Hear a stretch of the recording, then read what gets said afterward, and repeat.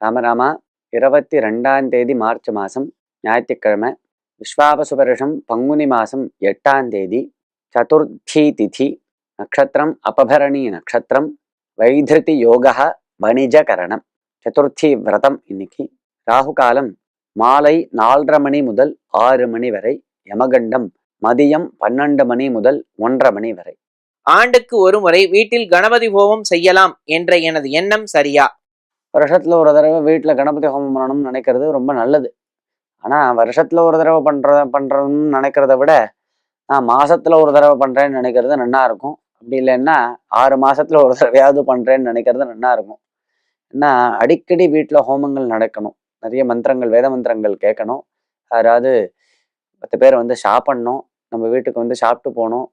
இப்ப வீட்டுல போஜனமே கிடையாது, சாப்பாடு போடுறதுங்கிற ஒரு விஷயமே கிடையாது. எல்லாரும் சேர்ந்து ஹோட்டலுக்கு போய்டுறது இல்லையா? 10 பேருக்கு வீட்டுல கூப்பிட்டு சமைச்சு உணவு பரிமாறி விருந்தளிப்பா, அது பெரிய புண்ணியம். இப்படி இல்லாம எல்லாரையும் சேர்த்துட்டு தானும் சேர்ந்து ஹோட்டலுக்கு போய்டுறது, இதெல்லாம் ரொம்ப தவறான செயல்.